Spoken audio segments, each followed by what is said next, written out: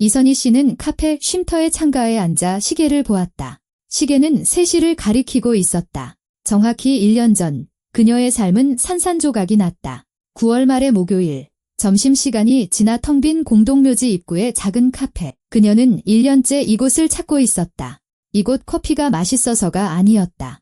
여기 커피는 마치 탄 캐러멜 맛이 나는 끔찍한 인스턴트 커피였다. 다만 이곳 유리창 너머로 묘지의 정문이 그녀의 하윤이가 잠들어 있는 그 철제 격자문이 보였기 때문이다. 하윤이는 겨우 14살이었다. 그 아이 앞에는 창창한 인생이 펼쳐져 있었다. 졸업 파티, 첫사랑, 대학교, 결혼, 그리고 자신의 아이들까지. 하지만 그 대신 남은 것은 차가운 대리석, 은색 액자에 담긴 사진, 그리고 할머니가 손녀를 위해 꾸준히 가져다 놓는 싱싱한 국화뿐이었다. 이선희 씨는 커피를 한 모금 마시고 얼굴을 찡그렸다. 늘 불만스러운 표정의 통통한 중년 여종업원은 이제 더 필요한 것이 없는지 묻지도 않았다. 1년 동안 커피 한 잔을 시키고 정확히 1시간 동안 앉아있다가 거스름돈을 팁으로 남기고 떠나는 낡은 회색 트렌치코트를 입은 이 노부인에게 익숙해진 것이다. 창밖으로 마을버스 한 대가 지나가더니 정류장 앞에 멈춰섰다. 버스에서는 3사람이 내렸다. 배낭을 맨 청년, 장바구니를 든 아주머니, 그리고 빨간 점퍼를 입은 여자아이. 이선희 씨는 가슴에 익숙한 경련을 느끼며 시선을 돌렸다. 그 나이 또래의 아이들을 볼 때마다 속에서 무언가 툭 끊어지는 것 같았다. 빨간 점퍼를 입은 여자아이가 웃음을 터뜨리며 엄마에게 달려가 손을 잡았다.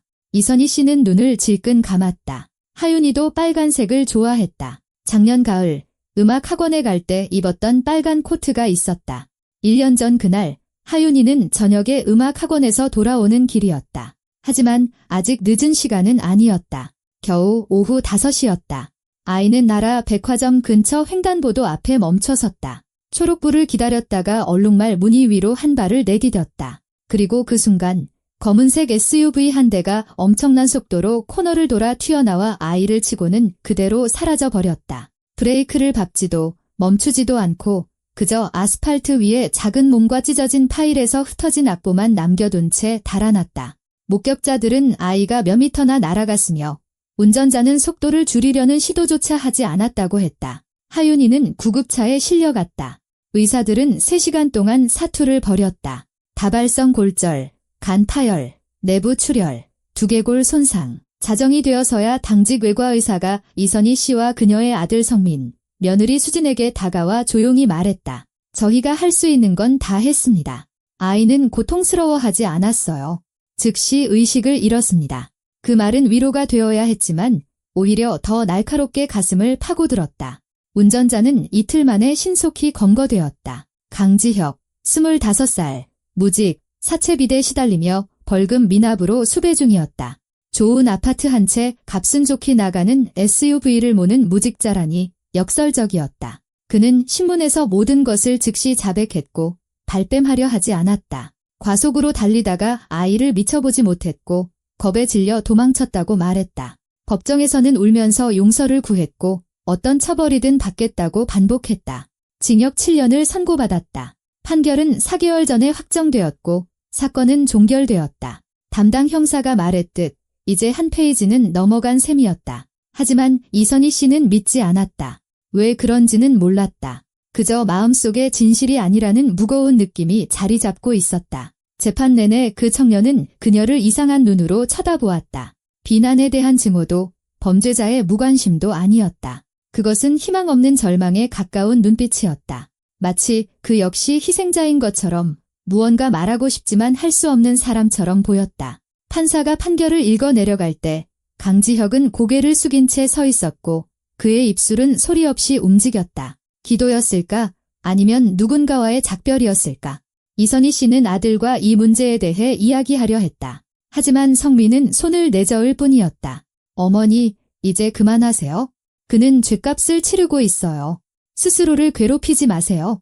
그런다고 하윤이가 돌아오는 건 아니잖아요. 하윤이의 엄마인 며느리 수지는 사고 이야기는 듣기만 해도 히스테리를 부렸다. 의사는 그녀에게 항우울제를 처방했다. 이선희 씨는 가족이 고용한 변호사와도 이야기해봤다. 그는 두 손을 펼쳐 보이며 말했다. 사모님, 저희에겐 피고인의 자백과 모든 감정 결과가 있습니다. 그가 유죄이고 스스로 인정했습니다. 무슨 말씀을 하시는 겁니까? 그녀는 경찰서까지 찾아가 사건을 담당했던 김 형사와 이야기하려 했다. 경찰은 정중하게 그녀의 말을 들어주고 고개를 끄덕인 뒤 업무에 방해하지 말아달라고 부탁했다. 김 형사는 말했다. 어머님의 슬픔은 이해하지만 사건은 해결되었습니다. 범인은 처벌을 받았습니다. 이제 놓아주십시오. 그 후 그녀는 입을 다물었지만 마음은 편치 않았다. 그렇게 1년을 침묵 속에서 살았다. 손녀를 묻고 며느리가 우울증을 이겨내도록 도왔고 아들이 아무 생각도 하지 않으려 일에만 몰두하는 것을 지켜보았다. 성민은 저녁마다 술을 마시기 시작했다. 인사불성이 될 정도는 아니었지만 잠들기 위해 규칙적으로 마셨다. 수지는 거의 침실에서 나오지 않았다. 그리고 이선희 씨 자신은 매주 목요일이면 인스턴트 커피를 파는 이 카페에 와서 묘지 정문을 바라보며 창가에 앉아 있었다.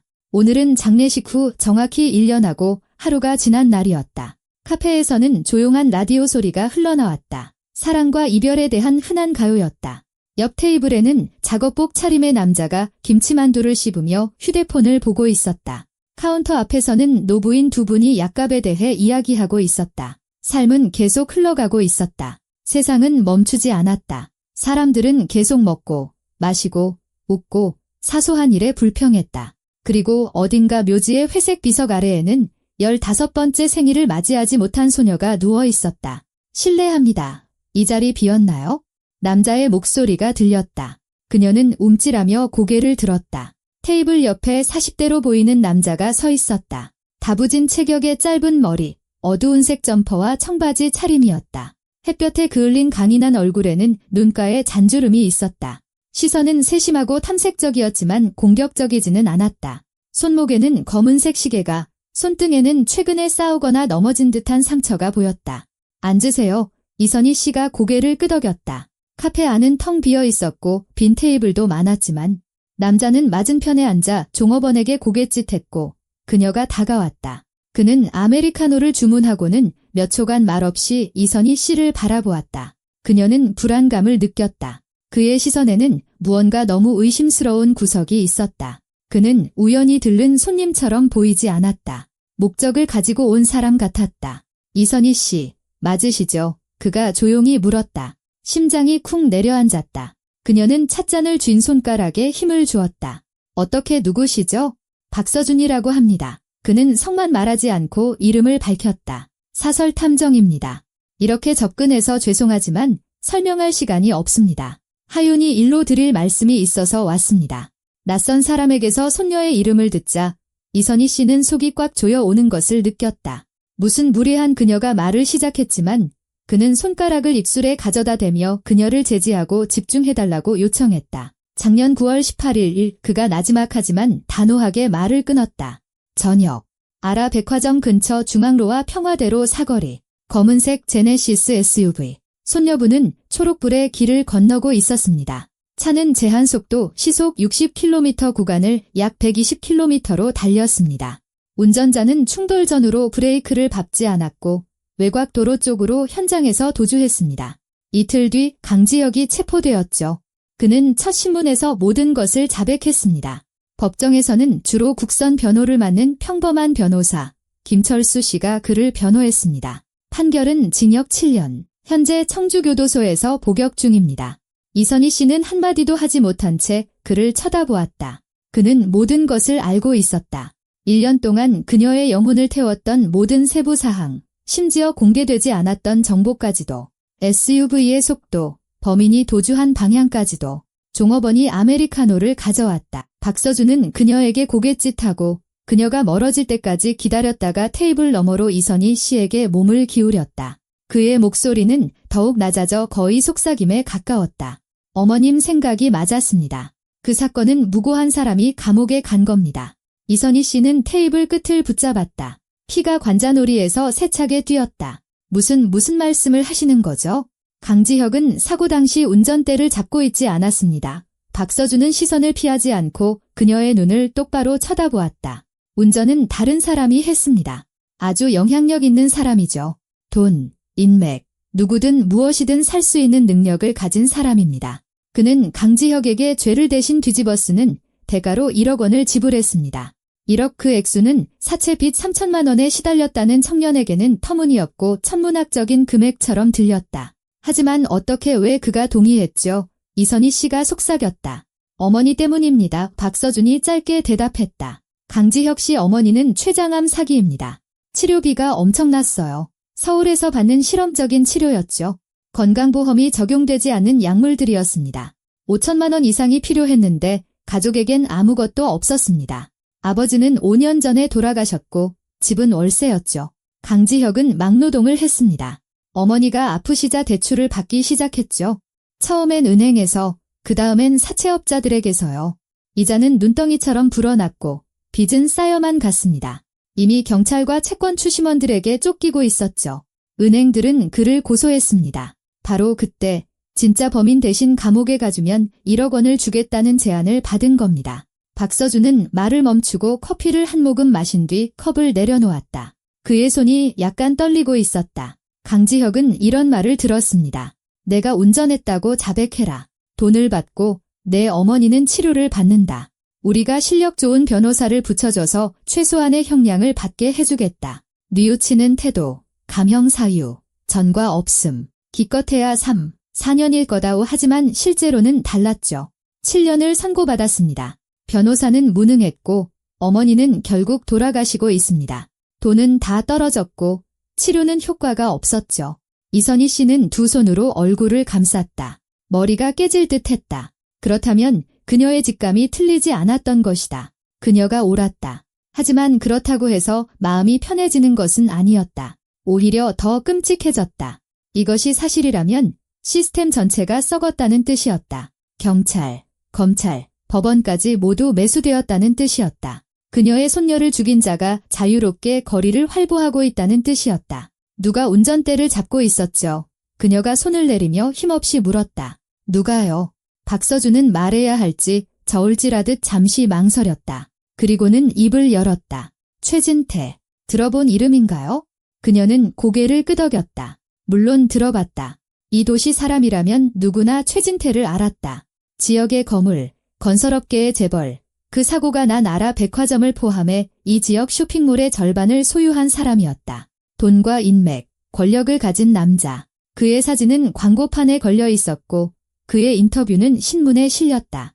그는 자선단체에 돈을 기부하고 어린이 놀이터를 만들고 스포츠팀을 후원했다. 존경받는 사회의 일원이었다. 최진태는 술에 취해 있었습니다. 박서준이 주변을 살피며 조용히 말을 이었다. 그는 그날 오후 5시경에 자신의 제네시스 운전대를 잡았습니다.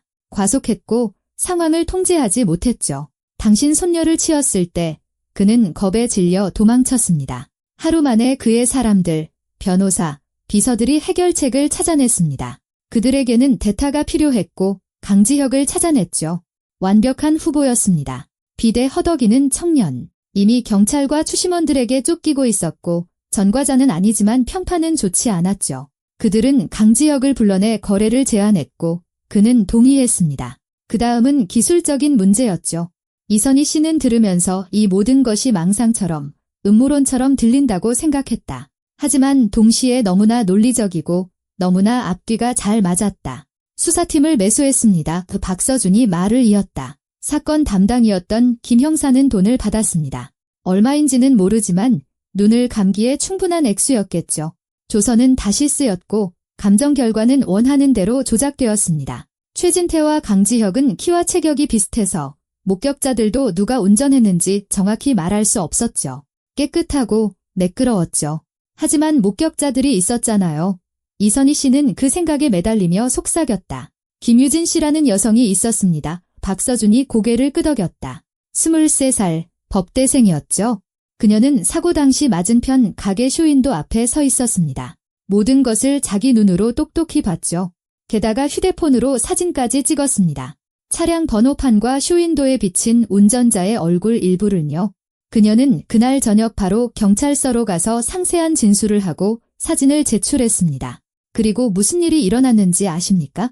그는 잠시 말을 멈췄다가 한숨을 쉬며 말을 이었다. 그녀의 진술은 분실되었습니다. 사진은 데이터베이스에서 사라졌죠. 그녀는 재조사를 위해 다시 불려갔습니다. 이번엔 김 형사가 아닌 다른 형사였죠. 그는 사진이 흐릿하고 얼굴이 보이지 않으며 번호판이 강지혁의 차와 일치하지 않는다고 주장했습니다. 유진 씨를 부드럽게 압박하기 시작했죠. 그녀가 착각했거나 무언가 잘못 봤을 거라고 암시했습니다. 그러다 학교에서 문제가 생기기 시작했습니다. 학과장에게 불려가고 허위 사실을 유포한다는 말을 들었죠. 친구들에게는 전화가 걸려와 그녀가 마약을 하는지 이상한 행동을 보이지 않았는지 물었습니다. 그 아가씨는 거의 미칠 뻔했습니다. 지금 그녀는 진술이 신빙성 없다고 판단된 목격자로 기록되어 있습니다. 그녀의 진술이 수사 단계에서 공식적으로 기각되었기 때문에 법정에 불려가지도 않았죠. 이선희 씨는 들으면서 무력감과 안타까움을 느꼈다. 젊은 아가씨가 진실을 말하려다 짓밟힌 것이다. 침묵을 강요당하고 정신적으로 무너져 내렸다. 왜 제게 이런 이야기를 하시는 거죠? 그녀는 목소리가 떨렸지만 애써 평정을 유지하며 물었다. 왜 지금에서야? 경찰이신가요? 전직 경찰이죠. 박서준이 씁쓸하게 웃었다. 예전엔 형사로 일했습니다. 8년간 경찰 조직에 있었죠. 강지혁 사건이 막 시작될 때 저는 아직 근무 중이었습니다. 사고 소식을 듣고 질문을 던지기 시작했죠. 피의자가 변호사도 없이 변명할 시도도 없이 너무 빨리 자백한 것이 이상하게 느껴졌습니다. 사건 자료를 요청해서 파헤치기 시작했죠. 그러다 불일치하는 점들을 발견했습니다. 공식 버전과 맞지 않는 유진 씨의 목격담, 사라진 사진, 앞뒤가 맞지 않는 감정 결과. 제가 문제를 제기하자 상부에서 저를 불렀습니다. 끼어들지 말라고 하더군요. 그 다음엔 협박이 시작됐습니다. 자진 퇴사를 권유받았죠. 거절했습니다. 그러자 직권남용이라는 명목으로 저를 해고했습니다. 그는 말을 멈추고 고개를 저었다. 이대로 둘 수는 없었습니다. 자존심이 걸린 문제였죠. 사설탐정으로 전향해서 자격증을 따고 작은 사무소를 열었습니다. 그리고 이 사건을 계속 파헤쳤습니다. 1년 동안 증거를 모았죠. 최진태 측 사람들의 통화 녹음 파일이 있습니다. 강지혁과의 거래, 금액, 조건, 실행 계획을 논의하는 음성 파일도 있고요. 돈의 흐름을 보여주는 은행 계좌 내역서도 있습니다. 최진태의 차를 어떻게 개조했는지 증언해줄 증인도 확보했습니다. 그리고 유진 씨가 있습니다. 그녀는 그날 저녁 찍었던 사진 사본을 자기 이메일로 보내놨더군요. 이선희 씨는 들으면서 마음속에서 불꽃이 타오르는 것을 느꼈다. 그렇다면 증거가 있는 것이다. 기회가 있는 것이다. 이틀 안에 마지막 퍼즐 조각을 손에 넣을 겁니다. 박서준이 조용히 말했다. 최진태를 대신해 강지혁과 직접 협상했던 사람, 이 모든 작전을 지휘했던 그의 비서입니다. 그는 기소 면제를 조건으로 증언하기로 했습니다. 그의 증언을 확보하고 녹음하면 그들 모두를 끝장낼 수 있는 증거를 갖게 됩니다. 최진태, 김 형사, 그 패거리 전부를요. 그는 말을 멈추고 창밖을 보았다. 유리창 너머로 검은색 SUV 한 대가 지나갔다. 박서준은 긴장하며 그 차를 시선으로 좇았다. 하지만 지금 어머님께는 모든 것이 매우 위험합니다. 그가 다시 이선희 씨를 보며 말했다. 만약 제가 갑자기 연락이 끊기면 김유진 씨를 찾으세요. 그녀를 절대 버리지 마세요. 그녀는 저 외에 진실을 보고 그것을 위해 싸울 준비가 된 유일한 사람입니다. 그녀에게 연락처와 정보가 있습니다. 그녀는 법조인입니다. 시스템을 통해 어떻게 움직여야 하는지 알아요. 연락이 끊긴다는 게 무슨 말이죠? 이선희 씨가 긴장했다. 그들이 제가 파헤치고 있다는 걸 이미 안다는 뜻입니다. 박서준이 힘겹게 말했다. 경고를 받았죠? 처음엔 낯선 목소리가 전화로 협박했습니다. 그 다음엔 손님을 보냈더군요. 저희 집 현관 앞에서 남자 2명이 물러서는 게 좋을 거라고 분명히 설명했습니다. 저는 물러서지 않았죠. 이제 저를 미행합니다. 매일 똑같은 차가 보여요. 검은색 그랜저, 선팅이 짙게 되어 있죠.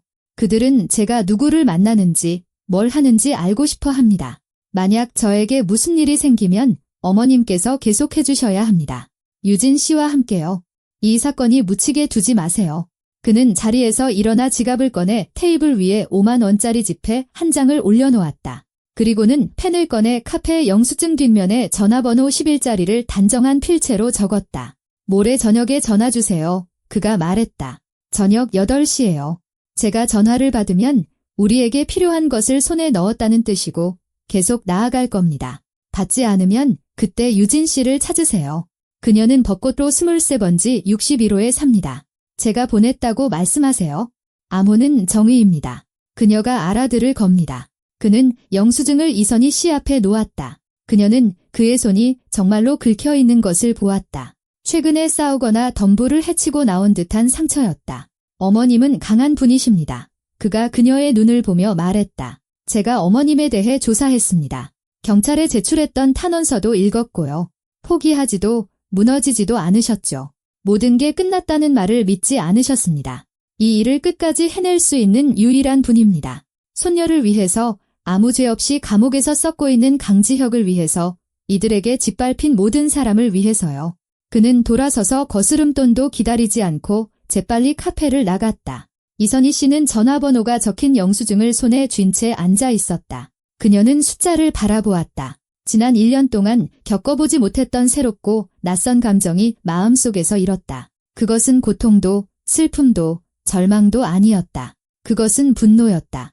차갑고 명확하며 목표가 뚜렷한 분노. 그들이 그녀의 하윤이를 죽였다. 그들은 경찰, 법원, 변호사를 매수했다. 그들은 무고한 사람을 감옥에 보내고 모든 것이 무사히 넘어갔다고 생각했다. 하지만 이제 그녀는 진실을 알았다. 그리고 그 진실이 세상에 드러날 때까지 멈추지 않을 것이다. 이선희 씨는 영수증을 접어 트렌치코트 주머니에 넣고 카페를 나섰다. 종업원은 무심한 눈길로 그녀를 배웅했다. 라디오에서는 계속해서 멜로디가 흘러나왔다. 세상은 변하지 않았다. 하지만 이선희 씨는 변했다. 1년 만에 처음으로 그녀의 발걸음은 단단했고 가슴속에서는 부서진 심장 이상의 무언가가 뛰고 있었다. 그녀는 버스 정류장을 지나 묘지 정문으로 향했다. 머릿속에는 계획이 세워지고 있었다. 모레 박서준에게 전화해서 어떻게 되었는지 알아보고 만약 잘 안 되면 침묵을 강요당했던 그 아가씨 김유진을 찾는 것이다. 이선희 씨는 묘지 정문을 통과했다. 길은 노란 낙엽으로 뒤덮여 있었다. 저 멀리 묘지 직원이 쓰레기를 쓸고 있었다. 하윤이의 무덤은 낡은 자작나무 아래 구석진 곳에 있었다. 그녀는 그곳까지 걸어가 검은 대리석 묘비를 바라보며 섰다. 묘비에는 손녀가 웃고 있었다. 여름의 시골집에서 찍은 사진이었다. 하윤이는 들꽃 다발을 손에 들고 활짝 웃고 있었다. 이선희 씨는 무릎을 꿇고 아까 가져온 시든 국화 다발을 바로잡았다. 차가운 대리석 위 새겨진 이름의 글자들을 손가락으로 쓸었다. 내 새끼 하윤아, 그녀가 속삭였다. 너무 오래 걸려서 미안하다. 1년 동안 그저 슬퍼만 하고 아무것도 하지 않아서 미안해. 하지만 이제는 알아. 누가 그랬는지 알아. 그리고 난 물러서지 않을 거야. 약속할게. 맹세코. 그놈들이 대가를 치르게 할 거야. 모두 다. 바람이 자작나무 잎사귀를 스치고 지나갔고 그 소리 속에서 희미한 대답이 들리는 듯 했다. 이선희 씨는 눈을 감고 귀를 기울였다. 손녀의 목소리가 들리는 것 같았다. 알아요, 할머니. 할머니를 믿어요. 그녀는 눈을 뜨고 일어나 무릎을 털었다. 눈물은 말랐다. 대신 확신이 남았다. 하늘을 올려다보았다. 구름으로 무겁게 내려앉은 회색빛 가을 하늘. 곧 비가 올 것 같았다. 하지만 이선희 씨는 두렵지 않았다. 그녀는 1년의 지옥을 견뎠다. 이제 무엇이든 견뎌낼 수 있었다. 그녀는 주머니 속 전화번호가 적힌 영수증을 꽉 쥔 채 묘지 출구로 향했다. 이틀, 전화하기까지 48시간. 그녀는 견뎌낼 것이다. 기다릴 것이다. 그리고 그때부터 진짜 싸움이 시작될 것이다. 가을 낙엽이 깔린 길을 따라 버스 정류장으로 걸어가는 동안 그녀의 영혼에는 1년 만에 처음으로 불이 타올랐다. 희망의 불이 아니었다. 희망은 너무나 연약했다. 그것은 결의의 불꽃, 온 세상이 등을 돌려도 사람을 포기하지 않게 만드는 바로 그 고집의 불꽃이었다. 버스는 10분 뒤에 도착했다. 이선희 씨는 창가에 앉아 가방을 무릎 위에 올려놓았다. 도시의 풍경이 유리창 너머로 스쳐 지나갔다. 회색 건물들, 광고판, 상점, 공원, 모두가 서로를 아는 평범한 지방 소도시. 권력과 돈이 모든 것을 결정하고 재벌이 아이를 죽이고도 처벌받지 않을 수 있는 곳. 다음 날 이선희 씨는 동이 트기도 전에 일찍 잠에서 깼다. 잠자리는 불안했다. 박서준과의 대화, 하윤이의 얼굴, 그리고 자신을 향해 돌진하던 검은색 SUV의 파편들로 가득했다. 그녀는 일어나 세수를 하고 진한 차를 끓였다. 아파트는 조용했다. 아들 내외는 따로 살고 있었다. 이선희 씨는 아들이 자랐던 낡은 방 2개짜리 아파트에 혼자 남아 있었다. 그녀는 트렌치코트 주머니에서 영수증을 꺼냈다. 번호는 또렷하고 분명하게 쓰여 있었다. 박서준은 모레 저녁 8시에 전화하라고 했다. 그렇다면 오늘은 기다려야 했다. 하지만 이선희 씨는 마냥 손 놓고 앉아 있을 수만은 없었다. 그녀는 전화기를 들어 번호를 눌렀다. 긴 신호음이 울렸다. 하나, 둘, 셋, 넷, 그리고 자동 응답기. 고객께서 전화를 받을 수 없어. 이선희 씨는 수화기를 내려놓고 미간을 찌푸렸다. 일시적으로 연결되지 않는다. 무슨 의미든 될 수 있었다. 전화기가 꺼져 있거나 배터리가 없거나 통화권 이탈. 괜찮을 것이다. 나중에 다시 걸어보면 되겠지? 하루는 고통스러울 정도로 느리게 흘러갔다.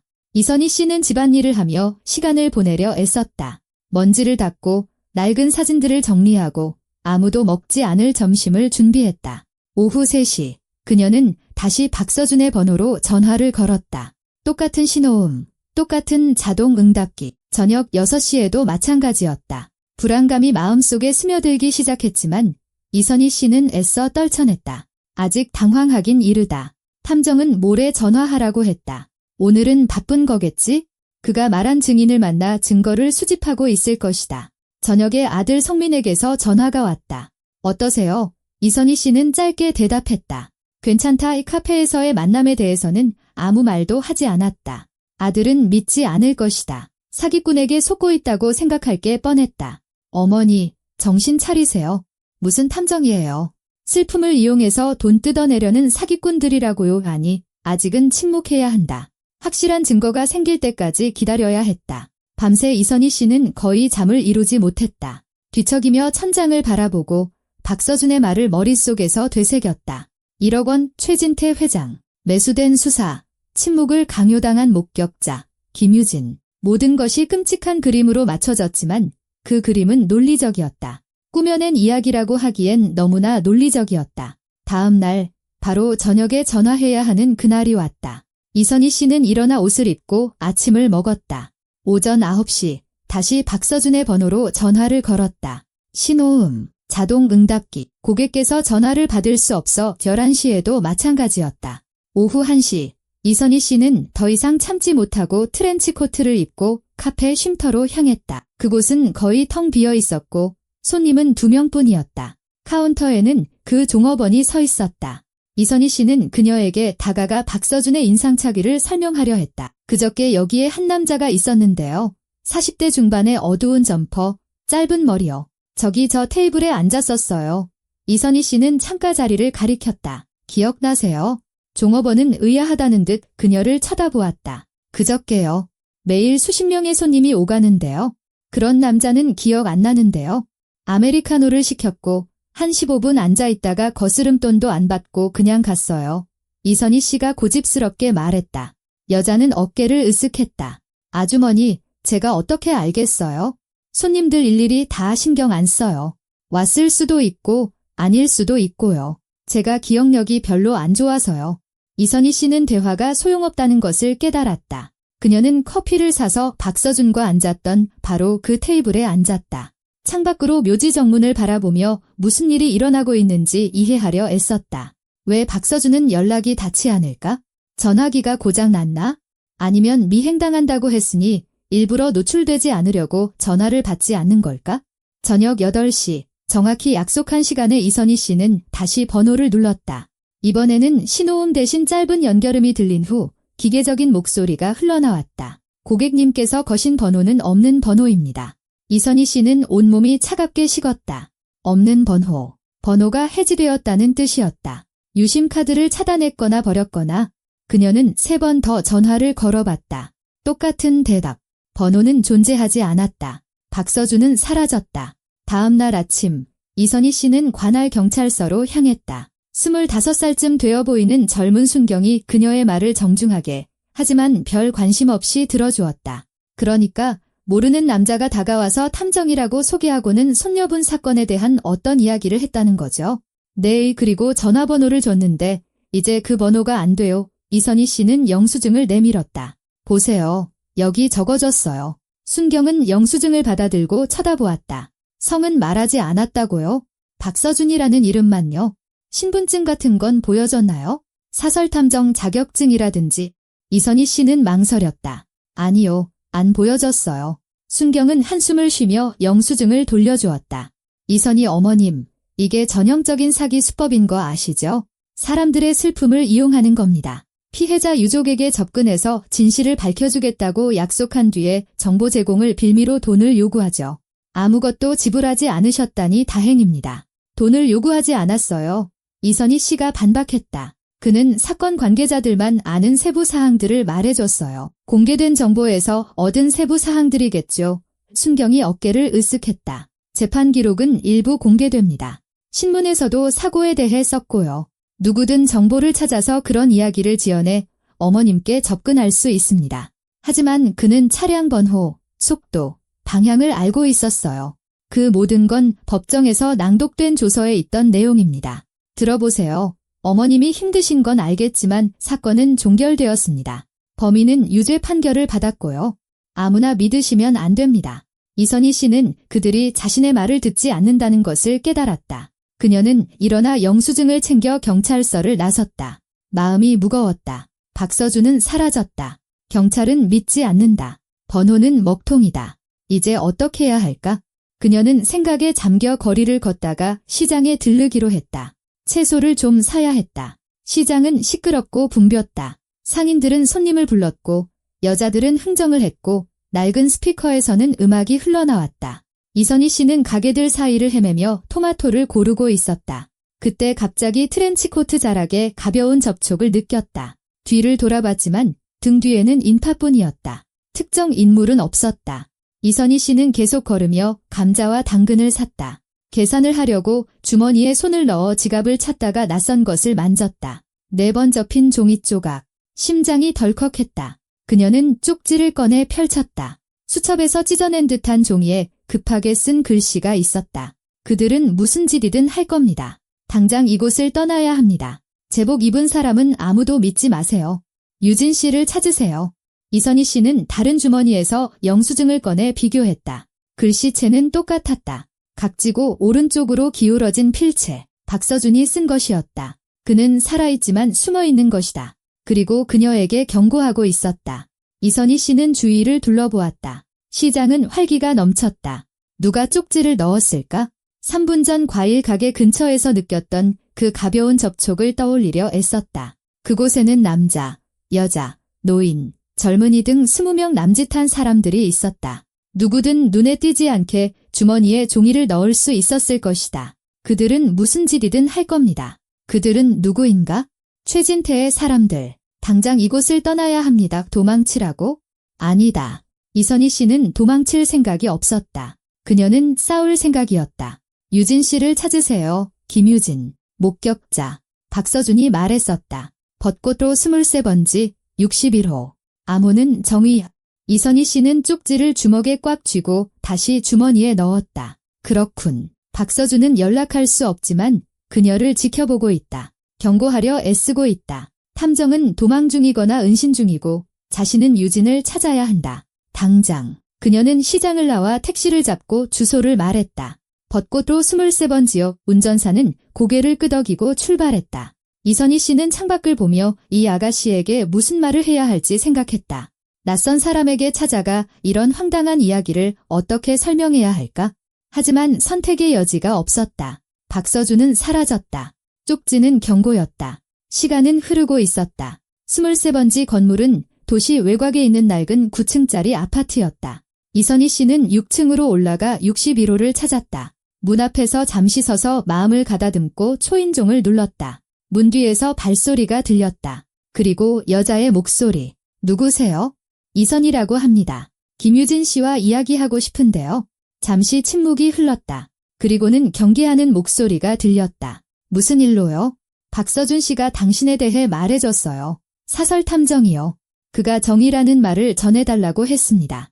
또다시 침묵. 이번엔 더 길었다. 그리고는 잠금 장치가 철컥하고 열리는 소리가 났다. 문이 안전고리에 걸린 채 살짝 열렸다. 틈새로 꽁지머리로 묶은 검은 머리의 젊은 아가씨의 창백한 얼굴이 보였다. 눈은 최근에 온 듯 붉었다. 그 아이 할머니세요? 유진이 조용히 물었다. 그래요. 이선희 씨가 고개를 끄덕였다. 하윤이. 유진은 눈을 감았다가 안전고리를 풀고 문을 활짝 열었다. 들어오세요. 아파트는 작은 원룸이었다. 소박한 가구, 교과서로 가득 찬 책장. 책상 위에는 펼쳐진 노트북과 노트 더미가 놓여 있었다.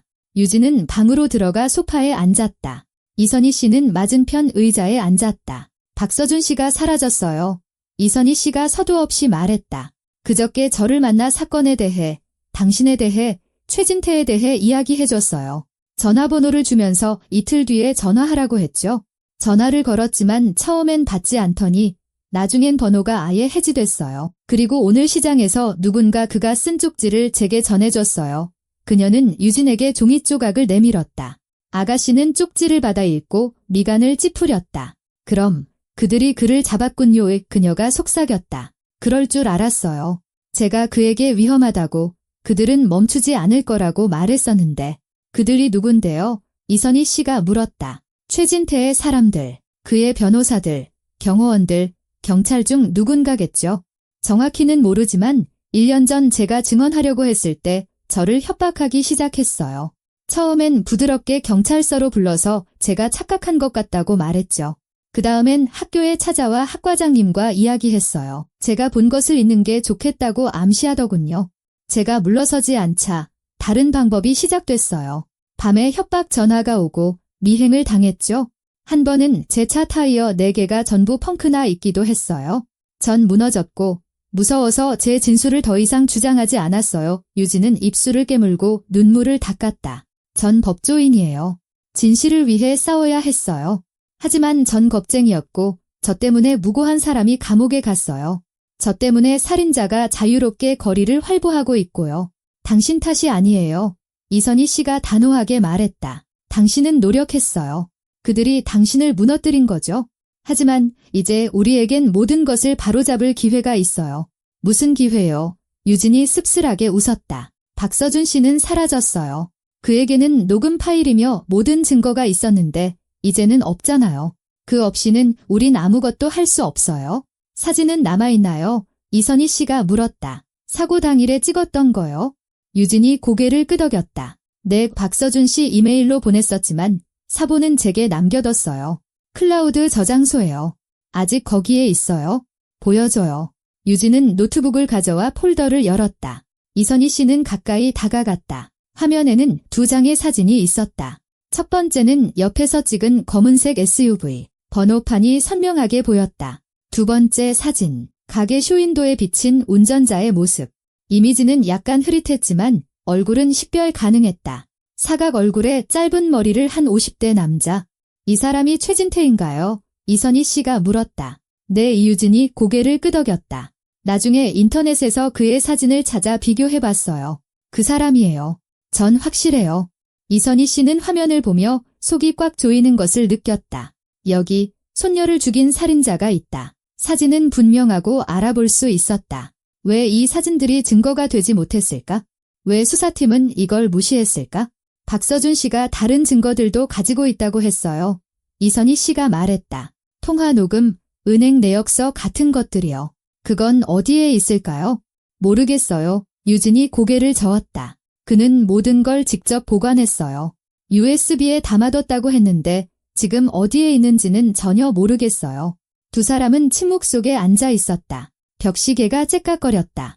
창밖 어딘가에서 개 짖는 소리가 들렸다. 이선희 씨는 생각했다. 박서준은 사라졌다. 증거도 함께. 하지만 사진은 남았다. 그리고 진실을 아는 그들과 유진이 남았다. 이것만으로 충분할까? 아니, 충분하지 않다. 더 많은 것이 필요하다. 계획이 필요하다. 우리가 뭘 할 수 있을까요? 유진이 조용히 물었다. 이 사진들을 들고 경찰에 가도 오래된 사진이고 사건은 종결되었으며 증거가 불충분하다고 말할 거예요. 그럼 우리가 새로운 증거를 찾으면 돼요. 이선희 씨가 말했다. 강지혁과 협상했던 그 사람을 찾을 거예요. 최진태의 차를 개조하는 걸 본 증인들을 찾을 거고요. 우리는 혼자가 아니에요. 박서준 씨가 이 사건에 관심을 가진 기자가 있다고 했어요. 윤태호 기자요. 유진이 고개를 끄덕였다. 서로 아는 사이예요. 그는 부패와 사채 마피아에 대한 탐사 보도를 써요. 도와주겠다고 제안했었는데 제가 거절했어요. 그때는 무서웠거든요. 지금은요? 이선희 씨가 그녀의 눈을 보며 물었다. 지금도 무서워요. 유진은 잠시 침묵하다가 천천히 고개를 저었다. 아니요. 지금은 화가 나요. 그들은 당신의 손녀를 죽이고 무고한 청년을 감옥에 보냈어요. 그리고 정의를 바로 세우려던 박서준 씨를 숨게 만들거나 아니면 더 끔찍한 일을 저질렀겠죠. 이제 무서워하는 건 그만할래요. 행동할 시간이에요. 이선희 씨가 그녀에게 손을 내밀었다. 유진은 그 손을 잡았다. 아가씨의 눈에 불꽃이 튀었다. 언젠가 그녀를 경찰서로 증언하러 가게 만들었던 바로 그 불꽃. 정의의 불꽃이었다. 그럼 그 기자에게 전화해요. 이선희 씨가 말했다. 우리에겐 도움이 필요해요. 유진은 전화기를 꺼내 윤태호 기자의 연락처를 찾아 통화 버튼을 눌렀다. 이선희 씨는 옆에 앉아 긴 신호음을 들었다. 마침내 남자의 목소리가 답했다. 유진 씨, 이게 얼마만이야? 기자님, 도움이 필요해요. 유진이 짧게 말했다. 급한 일이에요. 중앙로 사고 기억하세요? 1년 전에 제가 말씀드렸던 거요. 잠시 침묵이 흘렀다. 그리고 목소리가 진지해졌다. 물론 기억하지. 그때 내가 수사가 매수됐고 진짜 범인은 풀려났다고 했잖아. 근데 넌 취재를 거부했지. 무섭다고. 이제 무섭지 않아요. 유진이 깊게 숨을 들이마셨다. 여기 희생된 아이의 할머니가 와 계세요. 그리고 이 사건을 파헤치던 사설탐정이 실종되었다는 정보가 있어요. 기자님, 오늘 만나야 해요. 지금 당장요. 또다시 침묵. 이선희 씨는 윤 기자가 무언가 생각하는 소리를 들었다. 좋아. 1시간 뒤에 내 사무실에서 봐. 주소는 알지? 네, 갈게요. 고마워요. 유진은 전화를 끊고 이선희 씨를 보았다. 만나준대요. 윤 기자는 독립언론사 시민일보에서 일해요. 작은 매체지만 정직하죠. 다른 언론사들이 무서워서 못 싣는 탐사 보도를 싫어요. 누군가 도울 수 있다면 그 사람뿐이에요. 40분 뒤 두 사람은 택시를 타고 도시를 가로질러 가고 있었다. 이선희 씨는 창밖을 보며 쪽지에 적힌 말을 떠올렸다. 제복 입은 사람은 아무도 믿지 마세요. 그렇다면 경찰은 적이다. 그곳에 가는 것은 소용없다. 남은 것은 대중, 언론, 그리고 여론뿐이다. 진실이 드러나고 사람들이 알게 된다면 최진태라도 돈으로 막을 수 없을 것이다. 시민일보 편집국은 시내 중심가의 낡은 건물 3층에 있었다. 컴퓨터가 놓인 책상 몇 개, 벽에는 신문 스크랩과 사진들이 걸려있는 작은 사무실이었다. 책상 하나에 35살쯤 되어 보이는 안경을 쓰고 헝클어진 검은 머리를 한 마른 남자가 앉아 있었다. 그들은 들어서자 그가 일어나 유진에게 손을 내밀었다. 안녕, 오랜만이네. 윤 기자님, 이쪽은 이선희 씨세요. 유진이 소개했다. 희생된 하윤이의 할머니세요. 윤 기자는 이선희 씨에게 고개를 숙여 인사하고 손을 잡았다. 삼가 조의를 표합니다. 앉으시죠. 말씀해주세요. 그들은 책상에 둘러앉았다. 유진이 이선희 씨와 박서준의 만남, 그의 실종, 시장에서의 쪽지에 대해 이야기하기 시작했다. 그리고는 노트북을 꺼내 사진을 보여주었다. 윤 기자는 사진을 유심히 살피고 이미지를 확대하며 운전자의 얼굴을 뚫어지게 쳐다보았다. 최진태 맞네요. 그가 확신에 차 말했다. 저도 그 얼굴 압니다. 그의 회사에 대해 기사를 쓴 적이 있거든요. 관급 공사 관련해서 어두운 뒷거래, 리베이트 같은 것들이 있었지만 아무것도 증명하지 못했습니다. 윗선에 든든한 배경이 있어요. 시장, 검찰, 국정원까지 다 손안에 있죠. 박서준 씨가 통화 녹음 파일이 있다고 했어요. 이선희 씨가 말했다. 1년 동안 증거를 모았다고요. 하지만 지금 그는 사라졌고 증거도 함께요. 윤 기자는 고개를 저었다. 박서준 탐정 그 사람에 대해 들었어요. 껄끄러운 사건들을 파헤치다가 쫓겨난 전직 형사라고요. 좋은 사람, 정직한 사람이죠. 그가 사라졌다면 좋지 않은 징조입니다. 그를 너무 심하게 협박해서 깊이 잠적했거나 아니면 그는 말을 멈췄지만 모두가 그가 무슨 뜻으로 말했는지 이해했다. 이선희 씨는 의자에서 벌떡 일어났다. 아니, 박서준이 죽었다는 생각은 용납할 수 없었다. 그는 살아있다. 그녀에게 쪽지를 남겼다. 어딘가 근처에 숨어있다. 하지만 살아있다. 우리가 뭘 할 수 있을까요? 유진이 물었다. 우리에게는 사진이 있고 1년 전에 제가 했지만 무시당했던 증언이 있어요. 그리고 아무 죄 없이 옥살이하는 강지혁 씨의 사연도 있고요. 기사를 내기에 충분하지 않나요? 윤 기자는 고개를 저었다. 사진은 좋지만 최진태의 변호사들은 그 사진이 사고 당시 운전했다는 사실을 증명하지 못한다고 주장할 겁니다. 그의 SUV일 수는 있지만 운전은 다른 사람이 했다고요. 당신의 1년 전 증언은 수사 단계에서 기각되었으니 법적 효력에 의문이 제기될 겁니다. 강지혁의 사연은 정황 증거에 불과하고요. 우리에겐 결정적인 무언가가 필요해요. 문서, 녹음 파일, 최진태와 강지혁 사이의 거래에 대해 증언해줄 증인 같은 것들이요. 박서준 씨가 최진태의 비서에 대해 말했어요. 이선희 씨가 기억을 떠올렸다. 강지혁과 직접 협상했던 사람이요. 그에게서 증언을 받아내려 했어요. 이름은 아시나요? 윤 기자가 물었다. 이선희 씨는 고개를 저었다. 유진도 마찬가지였다. 그럼 찾아야죠. 윤 기자는 수첩을 펴고 적기 시작했다. 첫째, 강지혁의 어머니를 찾아야 합니다. 그녀에게서 아들에게 제안을 들고 온 사람이 누구인지, 어떻게 진행되었는지 자세히 들어야 해요. 둘째, 사건 자료 전체를 다시 검토해야 합니다. 제가 언론사 자격으로 요청했지만 거부당했어요. 이선희 어머님께서는 유가족으로서 열람할 권리가 있습니다. 조서 사본을 요구하실 수 있어요. 1년 전에 시도해봤어요. 이선희 씨가 말했다. 판결문만 주더군요. 나머지는 기밀이라고 했어요. 다시 시도해봅시다. 이윤 기자가 고집했다. 이제 사건은 종결됐고 판결도 확정됐어요. 법적으로 유가족은 접근 권한이 있습니다. 거부한다면 그건 항의할 명분이 되고 항의는 곧 여론의 주목을 받게 되죠. 셋째, 제가 최진태를 아는 사람들과 이야기해봐야 합니다. 그의 전 직원들, 경쟁자들, 그날 그가 운전했다는 사실을 확인해 줄 수 있는 누군가요? 유진은 들으며 고개를 끄덕였다. 이선희 씨는 마음속에 희망이 싹 트는 것을 느꼈다. 바로 이거다. 행동계획. 손 놓고 앉아있는 게 아니라 움직이는 것. 제가 강지혁 씨 어머니께 가볼게요. 이선희 씨가 말했다. 어디 사시죠? 제가 주소를 찾아볼게요. 유진은 노트북을 열고 검색하기 시작했다. 사건 자료에 적어둔 게 있을 텐데 찾았어요. 강지혁 씨 어머니, 주소는 솔밭길 17번지 5호네요. 하지만 이선희 어머님, 괜찮으시겠어요?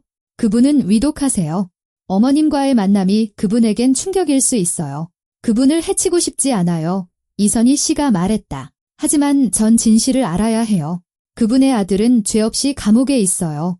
어쩌면 그분 자신도 진실이 밝혀지길 원할지도 모르죠. 그럼 제가 같이 갈게요. 유진이 결정했다. 혼자 가시는 건 안 돼요. 무슨 일이 있을지 모르니까요. 윤 기자는 일어나 캐비닛으로 다가가 녹음기를 꺼냈다. 가져가세요. 만약 그분이 이야기하기로 동의하면 전부 녹음하세요. 한마디 한마디가 중요합니다. 저는 그동안 최진태의 측근들에 대한 정보를 파헤치기 시작할게요. 그에겐 전담 운전기사, 개인 변호사, 몇몇 신뢰하는 사람들이 있습니다. 그들 중 누군가는 진실을 알고 있을 겁니다. 그들은 저녁에 다시 통화하기로 약속하고 헤어졌다. 이선희 씨와 유진은 편집국을 나와 택시를 잡았다. 솔밭길은 도시 반대편 끝, 낡은 5층짜리 아파트들이 모여있는 오래된 동네에 있었다. 17번지 건물은 회색빛의 음울한 모습이었고 발코니는 기울어져 있었다. 현관에서는 퀴퀴한 냄새가 났다. 두 사람은 2층으로 올라가 5호를 찾았다. 유진이 초인종을 눌렀다. 문 뒤에서 느릿한 발소리가 들리더니 기침 소리가 났다. 문이 살짝 열렸다. 문지방에 중년 여성이 서 있었다. 그녀는 몹시 아파 보였다. 잿빛의 수척한 얼굴, 퀭한 눈, 머리에는 스카프를 두르고 있었다. 그녀는 문설주에 기대어 서 있었다. 서 있는 것조차 힘들어 보였다.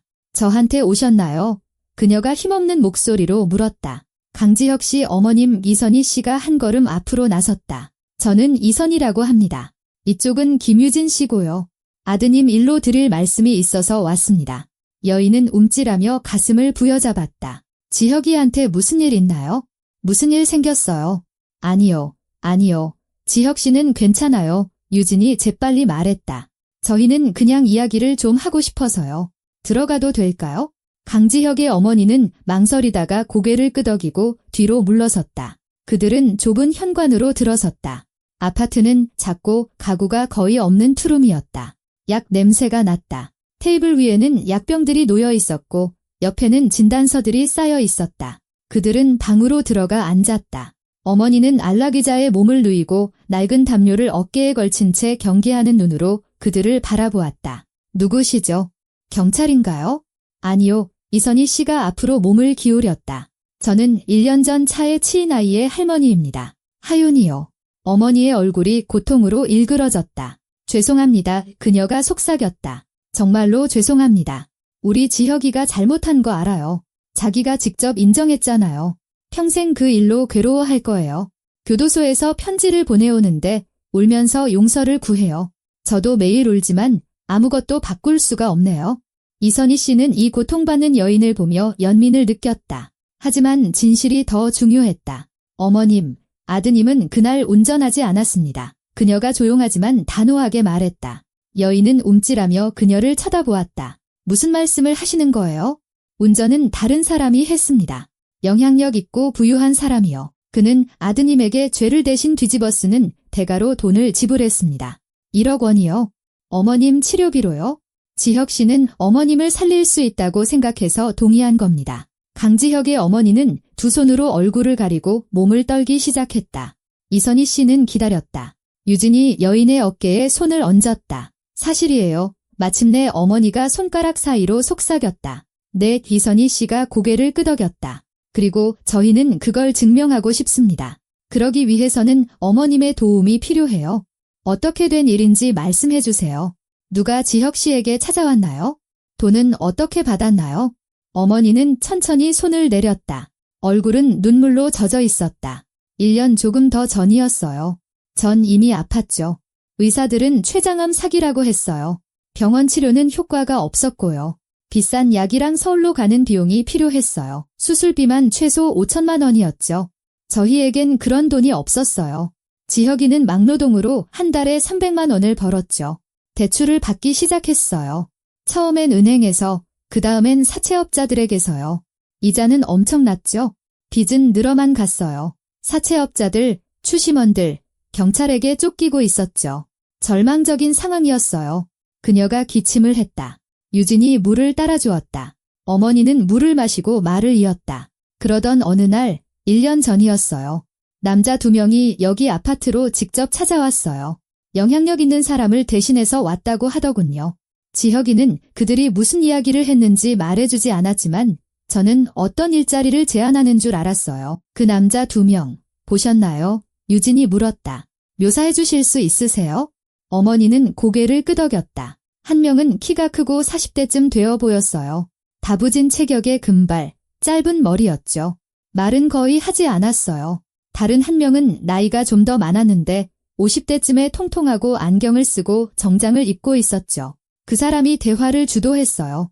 자신을 윤상무라고 소개했어요. 성은 말하지 않았고요. 유진은 휴대폰을 꺼내 사진을 찾기 시작했다. 잠시 후 어머니에게 사진 한 장을 보여주었다. 이 사람인가요? 어머니는 자세히 들여다보고 고개를 끄덕였다. 네, 이 사람이 두 번째 남자예요. 윤상무. 유진은 이선희 씨에게 휴대폰을 돌렸다.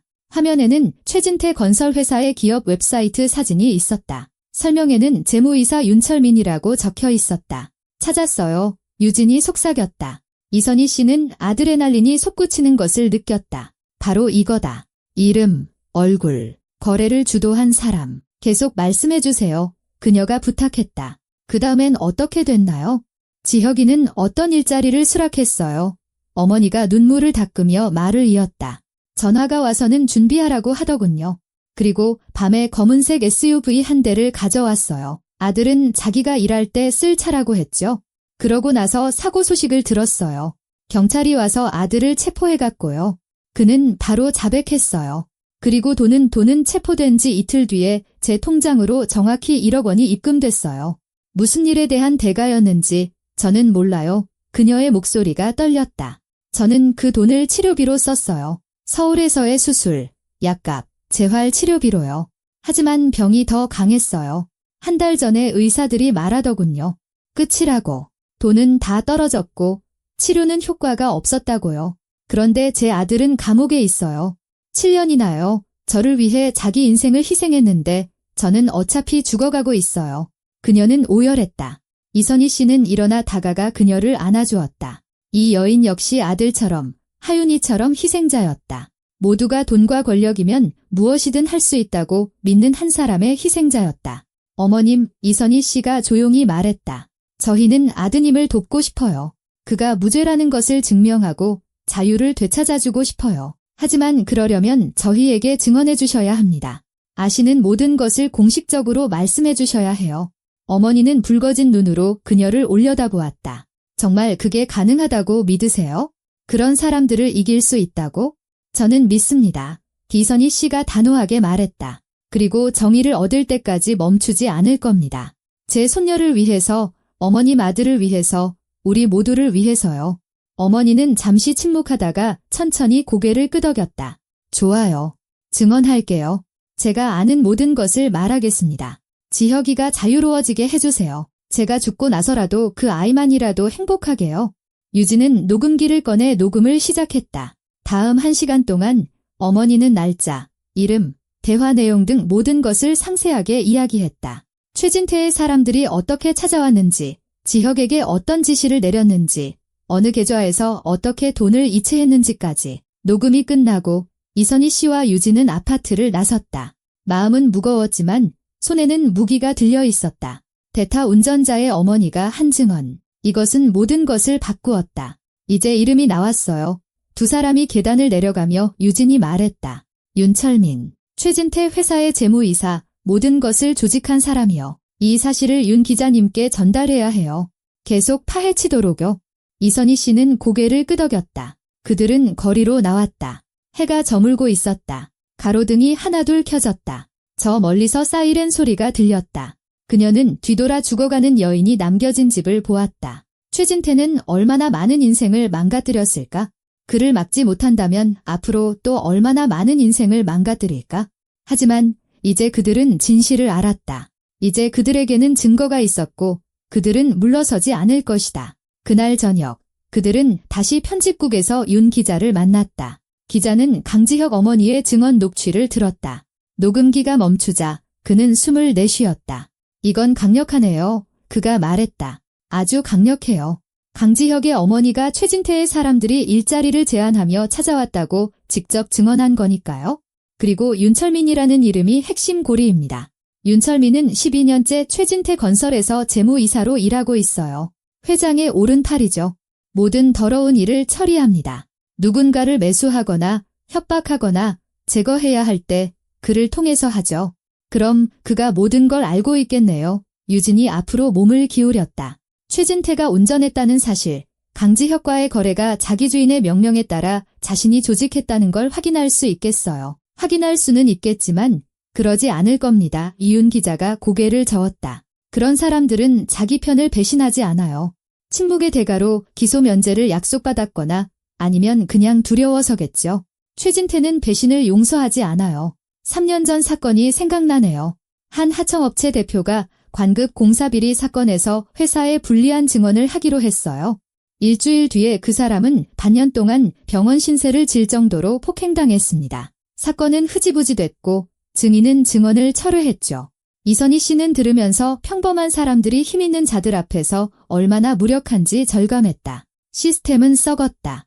모두가 두려워하고 모두가 침묵한다. 그리고 최진태는 아무 일 없다는 듯 살아가며 뼈 위에 제국을 건설한다. 박서준 씨가 통화 녹음 파일이 있다고 했어요. 그녀가 상기시켰다. 강지혁과의 거래를 논의하는 음성 파일이요. 그게 어디에 있을까요? 그가 똑똑한 사람이라면, 그리고 그는 똑똑하니까 USB에 보관했을 겁니다. 윤 기자가 대답했다. 컴퓨터나 클라우드가 아니고요. 해킹당하기 너무 쉽죠. 숨길 수 있는 물리적 저장 매체요. 문제는 저 뒤에 딛느냐는 거죠. 그에게 사무실이 있었나요? 아파트, 유진이 물었다. 사무실은 있었지만 경찰에서 해고된 후로는 집에서 일했어요. 윤 기자는 노트북을 열고 정보를 찾기 시작했다. 주소는 찾았다. 소나무길 42번지 18호. 원룸을 임대해서 살았는데 그냥 들어갈 순 없을 겁니다. 박서준 씨가 사라졌다면 그의 아파트는 분명 감시당하고 있을 거예요. 그럼 몰래 들어가야죠. 이선희 씨는 차분하지만 단호하게 말했다. USB를 찾아야 해요. 그게 우리가 결정적인 증거를 얻을 유일한 기회예요. 윤 기자는 놀란 눈으로 그녀를 쳐다보았다. 이선희 어머님, 무슨 말씀을 하시는지 아세요? 그건 무단 침입, 불법 행위입니다. 만약 잡히시면 전 이제 무서울 게 없어요. 이선희 씨가 그의 말을 끊었다. 전 손녀를 잃었어요. 1년 동안 지옥에서 살았어요. 진실을 찾을 기회가 있다면 전 뭐든지 할 겁니다. 유진이 그녀의 손을 잡았다. 저도 함께 할게요. 윤 기자는 침묵하며 그들을 바라보았다. 그리고 천천히 고개를 끄덕였다. 좋아요. 하지만 영리하게 움직여야 합니다. 내일 낮에 제가 그곳에 가서 상황을 살펴보겠습니다. 정말 감시가 붙어 있다면 주의를 끌어야 할 겁니다.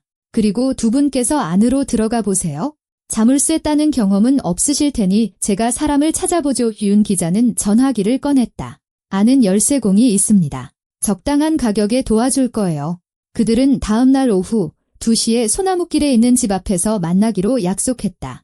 이선희 씨와 유진은 편집국을 나섰다. 거리는 어두워졌고 가로등은 긴 그림자를 드리웠다. 저 멀리 구급차 사이렌 소리가 울렸다. 정말 괜찮으시겠어요? 두 사람이 정류장으로 걸어가며 유진이 조용히 물었다. 우린 범죄를 저지르는 거예요? 범죄는 아이를 죽이고 돈으로 무마하는 거죠. 이선희 씨가 매섭게 대답했다. 범죄는 무고한 사람을 감옥에 보내는 거고요. 우리는 정의를 찾는 거예요. 그러기 위해 법을 어겨야 한다면 전 각오가 되어 있어요. 유진은 아무 대답도 하지 않았다. 그들은 버스에 올라 각자의 집으로 향했다. 이선희 씨는 밤새 잠을 이루지 못하고 어둠 속에서 누워 내일 일을 생각했다. 만약 USB가 거기에 없다면? 만약 잡힌다면? 만약 박서준이 정말 죽었고 증거가 파괴되었다면? 아니, 나쁜 생각은 하지 않을 것이다. 그들은 USB를 찾을 것이고 최진태의 죄를 증명할 것이고 강지혁에게 자유를 돌려주고 하윤이를 위한 정의를 이룰 것이다. 이제 이선희 씨는 혼자가 아니었다. 그녀에게는 동지들이 있었다. 아침에 이선희 씨는 어두운 옷을 입었다. 무단 침입을 준비하는 70대 노인이라니 스스로가 우스꽝스럽게 느껴졌다. 하지만 물러서기엔 너무 늦었다. 오후 2시 그녀는 소나무길 42번지 집 앞에서 윤 기자와 만났다. 낡은 5층짜리 건물이었다. 옆에는 낡은 가방을 어깨에 맨 작업복 차림의 50대 남자가 서 있었다. 윤 기자가 그를 소개했다. 이분은 김 사장님이세요. 자물쇠를 열어주실 겁니다. 김 사장님은 아무것도 묻지 않고 고개를 끄덕였다. 남의 일에 끼어들지 않는데 익숙한 듯 보였다. 그들은 현관으로 들어갔다. 계단은 더러웠고 벽은 낙서로 가득했다. 3층으로 올라가 18호를 찾았다. 평범한 철문에 자물쇠가 2개 달려 있었다. 윤 기자가 주위를 둘러보았다. 저는 계단에서 망을 볼게요. 누가 오면 신호를 보내겠습니다. 김 사장님, 빨리요. 5분이면 됩니다. 그가 도구를 꺼내며 대답했다. 이선희 씨와 유진은 옆에 서서 김 사장님이 자물쇠를 만지는 소리를 들었다. 1분, 2분, 3분이 지났다. 마침내 첫 번째 자물쇠가 철컥하고 이어서 두 번째 자물쇠도 열렸다. 김 사장님은 문을 밀었고 문이 열렸다. 됐습니다. 돈은 나중에요. 그는 재빨리 아래층으로 내려가 사라졌다. 윤 기자가 이선희 씨와 유진에게 고갯짓했다. 들어가세요. 빨리 USB를 찾으세요. 최대 10분입니다. 그들은 아파트로 들어가 문을 닫았다. 안은 어두웠다. 두꺼운 커튼이 쳐져 있었다. 이선희 씨가 불을 켰다.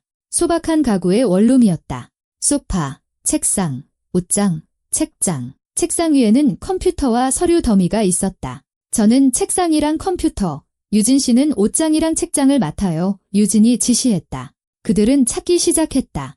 이선희 씨는 옷장 서랍을 열고 셔츠, 바지, 양말 같은 물건들을 뒤졌다. 아무것도 없었다. 유진은 책상을 뒤지며 모든 서랍을 확인했다. 서류, 영수증, 낡은 수첩들. USB는 어디에도 없었다. 시간은 흘러갔다. 이선희 씨가 시계를 보았다. 벌써 7분이 지났다. 불안감이 엄습했다. 이 망할 USB는 어디에 있는 걸까? 여기엔 없어요. 유진이 마지막 책상 서랍을 닫았다. 그가 가지고 나갔거나 다른 곳에 숨겼나 봐요. 이선희 씨는 주위를 둘러보았다. 내가 미행당하고 있다면 중요한 물건을 어디에 숨길까? 그녀는 책장으로 다가가 책들을 확인하기 시작했다. 책을 펴고 페이지를 넘겼다. 아무것도 없었다. 그때 그녀의 시선이 맨 아래 칸에 멈췄다. 오래된 서류철들이 꽂혀 있었다. 이선희 씨는 쭈그리고 앉아 하나를 꺼냈다. 안에는 신문 스크랩과 기사 출력물들이 들어 있었다. 모두 최진태와 그의 회사, 부패 스캔들에 관한 것이었다. 그녀는 다음 서류철을 꺼냈다. 그리고 그때 두 장의 종이 사이에서 스카치 테이프로 붙여진 작은 비닐봉지를 발견했다. 그 안에는 검은색 USB가 들어있었다. 유진 씨, 그녀가 속삭였다. 찾았어. 유진이 달려왔다. 이선희 씨는 USB를 꺼내 주머니에 넣었다. 그 순간 밖에서 윤 기자의 목소리가 들렸다. 나오세요. 빨리. 누가 와요. 그들은 아파트에서 뛰쳐나왔다. 윤 기자가 문을 쾅 닫았다. 자물쇠는 잠그지 못했지만 시간이 없었다. 그들은 계단을 뛰어내려갔다. 2층에서 짧은 머리에 가죽 점퍼를 입은 남자와 마주쳤다. 그는 그들을 유심히 쳐다보며 미간을 찌푸렸다. 이선희 씨는 고개를 숙이고 지나쳤다.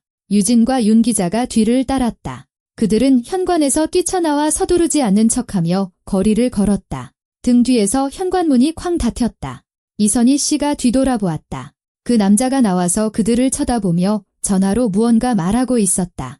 들켰어요. 유진이 속삭였다. 상관없어. 윤 기자가 그들을 건물 모퉁이로 이끌었다. 중요한 건 USB가 우리 손에 있다는 거야? 빨리 차에 타요. 그들은 윤 기자의 낡은 아반떼에 올라탔다. 그가 시동을 걸고 급하게 출발했다. 이선희 씨는 뒷유리창을 보았다. 가죽 점퍼를 입은 남자는 여전히 인도에 서서 전화를 하고 있었다. 그때 검은색 SUV 한 대가 그에게 다가왔다. 차에서 두 명이 내렸다. 남자들은 무언가 이야기하며 윤 기자의 차가 사라진 방향을 가리켰다. 우리를 쫓아올 거예요. 이선희 씨가 말했다. 따돌릴 겁니다. 이윤 기자가 자신있게 대답하며 옆길로 꺾었다.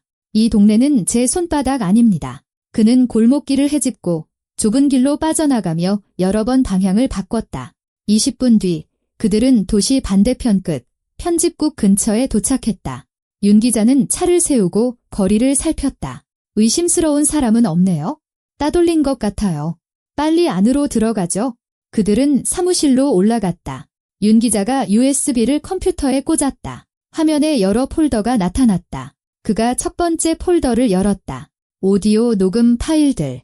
날짜가 적힌 수십 개의 파일이 있었다. 윤 기자가 무작위로 하나를 재생했다. 스피커에서 목소리들이 흘러나왔다. 차분하고 사무적인 남자의 목소리. 자, 그럼. 그 친구 동의했어. 약속대로 1억. 절반은 바로, 절반은 판결 후에. 더 거친 목소리. 만약 그놈이 불면 어떡하지? 압박에 못 이겨서 말하면? 안 불어. 어머니가 돌아가시고 있잖아. 잃을 게 없는 놈이야? 중요한 건 모든 걸 깔끔하게 준비하는 거야. 차, 조서, 목격자. 모든 게 깨끗해 보여야 해. 회장님도 아시고 다 승인하셨어. 그분 결정이야. 법적인 문제 생기는 거 싫어하시잖아. 그리고 그 친구도 1억이 길바닥에 굴러다니는 돈이 아니란 걸 알 거야. 녹음이 끊겼다. 윤 기자는 이선희 씨와 유진을 보았다. 그들이네요. 최진태의 사람들이 강지혁과의 거래를 논의하고 있어요. 그는 다른 파일들을 열었다. 전화통화, 만남 녹음 파일들이었다. 한 파일에서는 자신을 윤상무라고 소개하는 목소리가 똑똑히 들렸다. 바로 그 재무이사 윤철민이었다. 그는 대타를 어떻게 조직하고 누구에게 돈을 주고 누구를 협박해야 하는지 지시하고 있었다. 다른 폴더에는 문서들이 있었다. 강지혁 어머니 계좌로 1억 원이 이체된 것을 보여주는 은행 내역서. 이체 날짜는 강지혁이 체포된 지 이틀 후였다. 송금자는 최진태의 사업과 연관된 해외 법인이었다. 바로 이거예요. 유진이 속삭였다. 결정적인 증거, 통화 녹음, 금융 서류, 전부 다요. 윤 기자는 파일들을 자신의 컴퓨터에 복사하고 클라우드에 백업을 만들었다. 이제 신속하게 움직여야 합니다. 그가 말했다. 그들은 USB가 우리 손에 있다는 걸 알아요. 방해하려 할 겁니다. 기사를 준비하는데 이틀이 필요해요. 모든 증거를 담은 대형 기사로요. 사보는 여러 언론사와 인권단체, 그리고 지방검찰을 건너뛰고 서울중앙지검에 직접 보낼 겁니다. 기사가 나가면 되돌릴 수 없어요. 최진태는 체포될 수밖에 없을 겁니다.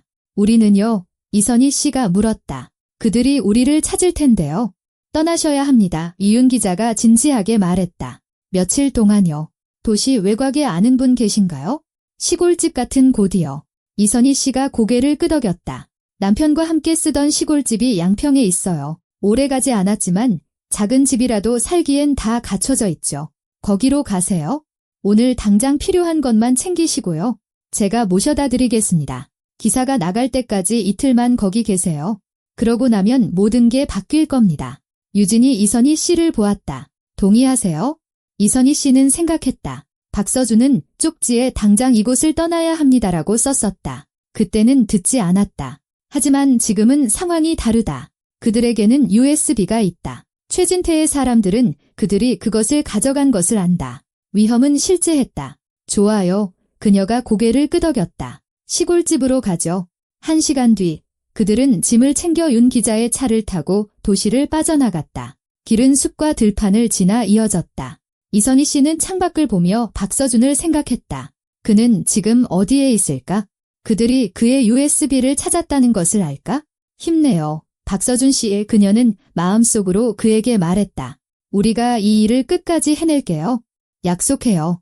시골집은 마을 가장자리에 있는 작은 나무집이었다.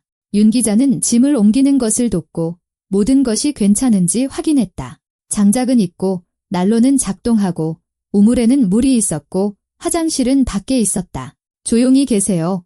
그가 작별 인사를 했다. 저 말고는 아무에게도 전화하지 마시고요. 이틀 뒤에 모시러 오겠습니다. 다 잘 될 겁니다. 그가 떠났다. 이선희 씨와 유진은 낡은 집에 둘만 남았다. 난로에 불을 지피고 차를 끓여 불 옆에 앉아 말없이 있었다. 창밖은 어두워지고 있었다. 숲은 바람에 술렁였고 어딘가에서 부엉이가 울었다. 잘 될까요? 유진이 조용히 물었다. 잘 될 거예요. 이선희 씨가 단호하게 대답했다. 우린 물러서기엔 너무 멀리 왔어요. 최진태는 모든 것에 대해 대가를 치를 거예요. 강지혁은 자유로워질 거고요. 정의는 승리할 겁니다. 유진은 고개를 끄덕였다. 그들은 난로 속 불꽃을 바라보며 앉아 있었다. 하나의 비극과 하나의 목표로 묶인 두 여자. 하지만 지금은 안전했고 희망이 있었다. 그것으로 충분했다. 시골집에서의 이틀은 고통스러울 정도로 길게 느껴졌다. 이선희 씨와 유진은 눈에 띌까 두려워 거의 집 밖으로 나가지 않았다. 난로를 피우고 간단한 음식을 만들어 먹으며 윤 기자의 전화를 기다렸다. 전화는 울리지 않았다. 이선희 씨는 초조해하며 방 안을 서성이고 창밖의 텅 빈 길을 바라보았다. 사흘째 아침, 마침내 윤 기자에게서 전화가 왔다. 준비됐습니다. 그가 짧게 말했다. 기사는 오늘 정오에 나갑니다. 자료사본은 5개의 독립언론사와 3개의 인권단체, 그리고 서울중앙지검에 직접 보냈습니다. 지방검찰은 매수되었을 테니 건너뛰었고요. 1시간 뒤에 모시러 가겠습니다. 이선희 씨는 전화를 끊고 숨을 내쉬었다. 시작되었다. 오늘 모든 진실이 세상에 드러날 것이다. 윤 기자는 정확히 1시간 뒤에 도착했다. 그들은 차에 올라 다시 도시로 향했다.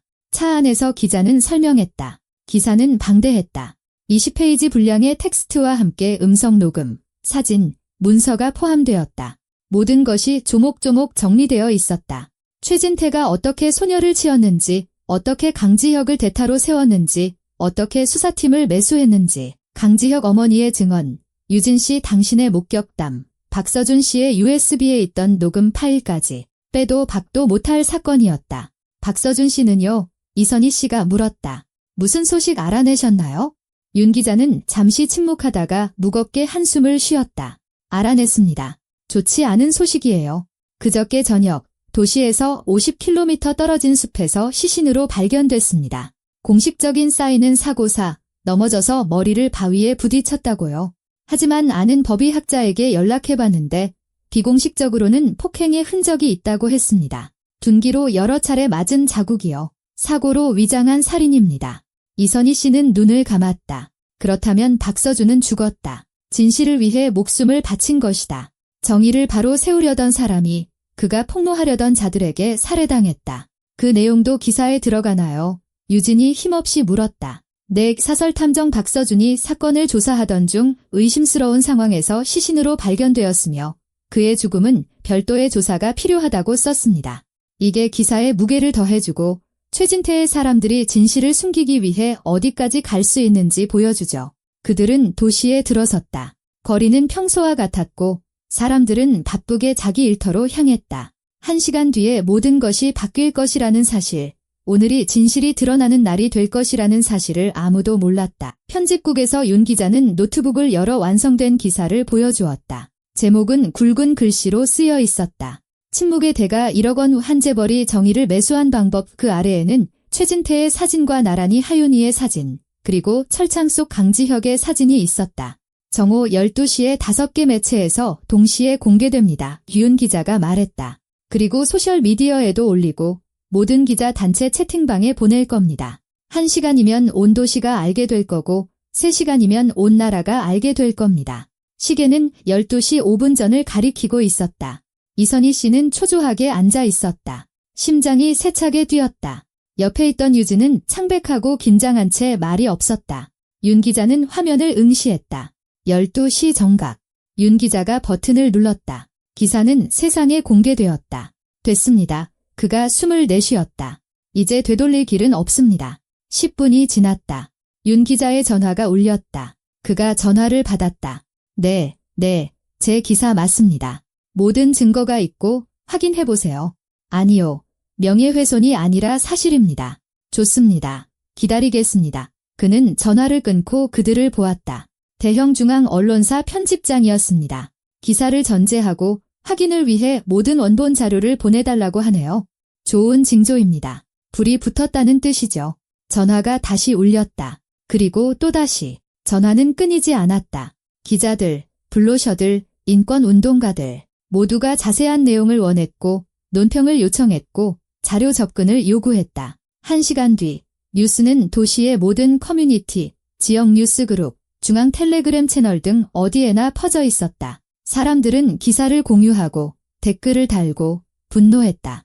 오후 2시 검찰청에서 전화가 왔다. 공식 대변인은 기사 내용을 토대로 조사에 착수하기로 결정했다고 밝혔다. 강지혁의 사건은 재심에 들어갈 것이다. 최진태에 대해서는 과실치사 및 증인 매수 혐의로 형사사건이 입건될 것이다. 이선희 씨는 들으면서도 믿기지 않았다. 정말로 해낸 걸까? 정말로 진실이 이긴 걸까? 오후 4시 뉴스에서 관련 보도가 나왔다. 기자는 검찰청 건물 앞에 서서 떠들썩한 사건에 대해 보도하고 있었다. 그의 등 뒤 화면에는 수사관들에게 끌려가는 최진태의 사진이 보였다. 재벌은 자신의 사무실에서 바로 체포되었다. 그와 함께 재무이사 윤철민도 체포되었다. 여러 곳에서 동시에 압수수색이 진행되고 있습니다. 기자가 말했다. 예비 정보에 따르면 수사팀은 최진태의 치명적 교통사고 및 후속 사건 조작 연루를 입증하는 음성 녹음, 문서, 증인 진술을 확보한 것으로 알려졌습니다. 이선희 씨는 화면을 보며 울었다. 조용히, 소리 없이 1년 동안 이 순간을 기다렸다. 1년 동안 고통과 분노를 안고 살았다. 그리고 마침내 정의가 실현되기 시작했다. 유진이 그녀의 어깨를 감쌌다. 우리가 해냈어요. 아가씨가 속삭였다. 우리가 진실을 밝혀냈어요. 그날 저녁 윤 기자에게 강지혁이 수감된 교도소에서 전화가 왔다. 재심을 위해 그를 서울로 이송할 것이라고 했다. 한 달 뒤 법정 심리가 열렸다. 이선희 씨, 유진, 윤 기자는 법정에 갔다. 많은 기자들, 카메라, 사람들이 있었다. 강지혁이 들어왔다.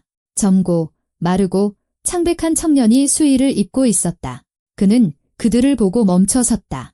이선희 씨는 그와 눈이 마주쳤다. 그의 눈에는 감사함, 희망, 그리고 눈물이 고여 있었다. 판사가 판결을 선고했다. 강지혁, 무죄. 원심을 파기하고 즉시 석방한다. 법정은 박수 소리로 터져나갔다. 강지혁은 자유의 몸으로 법정을 나왔다. 기자들, 변호사들, 인권운동가들이 그를 맞았다. 그는 인파를 헤치고 걸어가다 이선희 씨를 발견했다. 그녀에게 다가와 멈춰섰다. 손녀를 잃은 늙은 여인과 그녀가 감옥에서 구해낸 젊은 청년. 두 사람은 마주보고 서 있었다. 감사합니다. 그가 쉰 목소리로 말했다. 믿어주셔서 감사합니다. 포기하지 않아주셔서요. 이선희 씨는 그의 손을 잡았다. 너무 오래 걸려서 미안하구나. 어머니께 가렴. 마지막 날들을 함께 보내드려. 내가 자유로워졌다는 걸 아시게 해드려야지. 강지혁은 눈물 때문에 말을 잇지 못하고 고개를 끄덕인 뒤 인파를 헤쳐 출구로 향했다. 최진태의 재판은 2주 뒤에 시작되었다. 재판은 공개되었고 텔레비전으로 중계되었다. 이선희 씨는 증언대에 서서 손녀에 대해 1년 동안 어떻게 진실을 찾아 헤맸는지 이야기했다. 유진은 어떻게 협박당하고 침묵을 강요당했는지, 어떻게 자신의 증언이 묵살되었는지 이야기했다. 강지혁의 어머니는 영상통화로 증언했다. 그녀는 너무 쇠약해서 법정에 올 수 없었다. 최진태는 모든 것을 부인했다. 그의 변호사들은 증거의 신빙성을 떨어뜨리려 애썼다. 녹음 파일은 조작되었고 증인들은 신뢰할 수 없다고 주장했다. 하지만 감정 결과는 음성 파일이 진본임을 확인해 주었다. 재무이사 윤철민은 증거의 압박에 못 이겨 자백했다. 최진태의 명령에 따라 어떻게 강지혁과의 거래를 조직했는지 모든 것을 털어놓았다. 판결이 선고되었다. 최진태는 과실치사, 증인 매수, 증거 조작, 범죄 교사 혐의로 유죄 판결을 받았다. 징역 12년과 재산 몰수. 윤철민은 10년을 선고받았다. 사건 조작에 연루된 몇몇 경찰관들도 해임되고 형사 입건되었다. 이선희 씨는 법정에 앉아 판결을 들었다. 12년 하윤이를 되돌리기에는 턱없이 부족한 시간이었다. 하지만 이것은 정의였다. 살인자가 죗값을 치렀고 시스템은 비록 비틀거렸지만 결국 진실이 승리했다는 의미였다. 재판 후 이선희 씨는 묘지로 갔다. 손녀의 무덤 앞에 서서 흰장미 다발을 들었다. 우리가 해냈어. 아가, 이선희 씨가 조용히 말했다. 진실을 찾았어. 널 죽인 놈은 감옥에 갔어. 무고한 사람은 자유로워졌고 우리를 도와준 박서준 씨는 명예롭게 장사 지내질 거야. 그의 이름은 잊히지 않을 거야. 그리고 내 이름도 마찬가지야. 넌 많은 사람을 도왔어. 하윤아, 내 죽음은 헛되지 않았단다. 이선희 씨는 잠시 더 서 있다가 돌아서서 출구로 향했다. 묘지 정문에서 유진과 윤 기자가 그녀를 기다리고 있었다. 어떠세요? 유진이 물었다. 괜찮아. 이선희 씨가 희미하게 웃었다. 아주 오랜만에. 괜찮아. 그들은 함께 거리를 걸었다. 도시는 평범한 일상을 살아가고 있었다. 사람들은 바쁘게 움직였고 차들은 달렸고 어딘가에서는 음악이 흘러나왔다. 하지만 무언가 변해 있었다. 정의는 승리했다. 진실은 이겼다. 일주일 뒤 강지혁이 꽃을 들고 이선희 씨의 집을 찾아왔다. 그는 문지방에 서서 들어오기를 망설였다. 감사 인사를 드리고 싶었어요. 그가 말했다. 해주신 모든 일, 저를 구해주신 것에 대해서요. 어머니는 3일 전에 돌아가셨어요. 하지만 제가 자유로워졌다는 걸 아시고 행복하게 눈을 감으셨어요. 다 어머님 덕분입니다. 이선희 씨는 그의 손을 잡고 안으로 들였다. 그들은 부엌에 앉아 차를 마시며 이야기를 나누었다. 강지혁은 앞으로의 계획에 대해 이야기했다. 직장을 구해서 새로운 삶을 시작하고 싶다고 했다. 박서준 탐정님은 진실을 위해 목숨을 바치셨어요. 강지혁이 말했다. 그분의 희생이 잊히지 않았으면 좋겠어요. 그분 묘의 비석을 세워드리고 싶어요. 이선희 씨는 고개를 끄덕였다. 옳은 생각이야. 박서준 씨에 대한 기억은 살아있어야지. 강지혁이 떠나고 이선희 씨는 혼자 남았다. 창가에 앉아 저녁 도시를 바라보았다. 인생은 계속된다. 고통은 사라지지 않았다. 하윤이는 돌아오지 않을 것이다. 하지만 정의는 승리했다. 그리고 지금 이선희 씨에게는 그것이 무엇보다 중요했다.